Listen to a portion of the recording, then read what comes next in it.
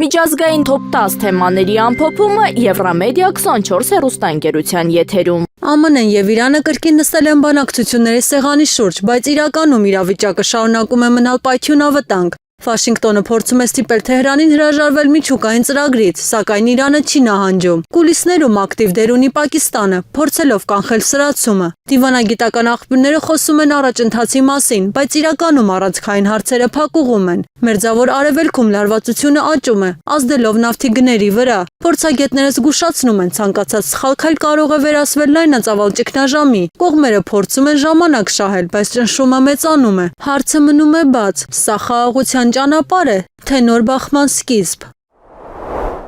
ԱՄՆ Սենատը կրկին ձախողել է Իրանի դեմ ռազմական գործողությունները սահմանափակելու փորձը։ Սա արդեն 4-րդ մերժումն է, ինչը ցույց է տալիս քաղաքական համակարգը խորը ճգնաժամի մեջ է։ Դոնալդ Թրամփը շարունակում է կոշտ գիծը, չնայելով ընդդիմությանը։ Հորմուզի նեղուցում ռազմական ներկայությունը ուժեղացվում է, դեմոկրատները ահազանգում են, երկիրը մոտենում է վտանգավոր սահմանին։ Միաժամանակ դիվանագիտական բանակցությունները չեն դադարում։ Միջազգային գործընկերները անհանգստացած են Վաշինգտոնի անկանխատեսելիությունից։ Ամերիկյան քաղաքականությունը ավելի ու ավելի է հիշեցնում պայքար ներսից։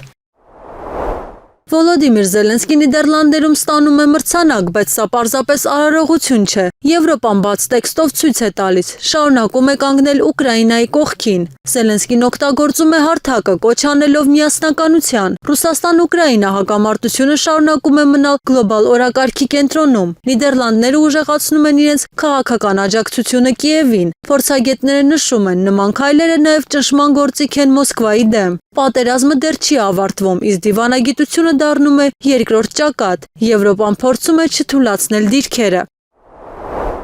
Ռուսաստանի Դաշնությունը պատրաստվում է վերադառնալ արտարժույթի շուկա, ցույց տալով, որ դեռ խաղից դուրս չէ։ Ռուբլու ամրապնդումը Մոսկվային տալիս է նոր հնարավորություն։ Ֆինանսների նախարարությունը քննարկում է շուկայի վերահսկման նոր մեխանիզմներ։ Արևմտյան պատժամիջոցները շարունակում են ճնշել տնտեսությունը, բայց Ռուսաստանը հարմարվում է։ Փորձագետները նշում են, սա կարող է փոխել ֆինանսական հավասարակշռությունը։ Էներգետիկ եկամուտները շարունակում են մնալ առանցքային գործոն։ Մոսկվան փորձում է ապացուցել, դիմադրում է ճնշմանը։ Տնտեսական ճակատը դառնում է նոր ռազմաճակատ։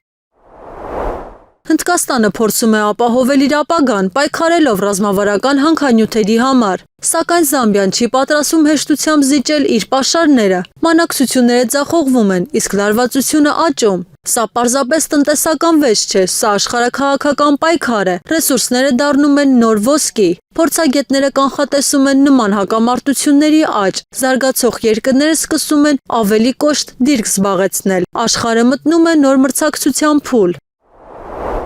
Մեծ Բրիտանիան որոշել է արագացնել էներգետիկ անցումը, հրաժարվելով գազից, սակայն այս որոշումը կարող է թանկարժանալ բնակչությանը։ Գները արդեն աճում են, իսկ դժգոհությունը մեծանում։ Կառավարությունը փորձում է զարգացնել վերականգնվող էներգիան, բայց անցումը բարդ եւ ցավոտ է լինելու։ Փորձագետները զգուշացնում են սոցիալական ճգնաժամի մասին։ Քաղաքական պայքարը սրվում է, էներգետիկ հարցը դառնում է ազգային անվտանգության թեմա։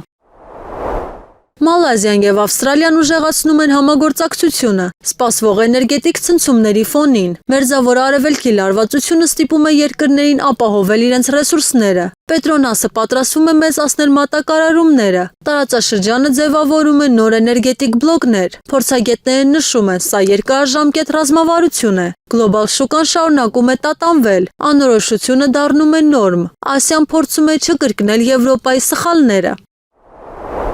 Հռոմի Պապ Լևոն 14-ը մեկնում է Կամերուն, փորձելով միջամտել հակամարտությանը։ Սա անսպասելի, բայց ռազմավարական պայքար է։ Վատիկանը ցանկանում է վերականգնել իր ազդեցությունը միջազգային քաղաքականությունում։ Միևնույն ժամանակ ԱՄՆ նախագահ Դոնալդ Թրամփը քննադատում է այս նախաձեռնությունը։ Կամերունում իրավիճակը շարունակում է մնալ պայթյունավտանգ։ Փորձագետները նշում են, կրոնական դիվանագիտությունը վերադառնում է։ Այս այցը կարող է փոխել ուժերի հավասարակշռությունը տարածաշրջանում։ Խաղը տեղափոխվում է նոր մակարդակ։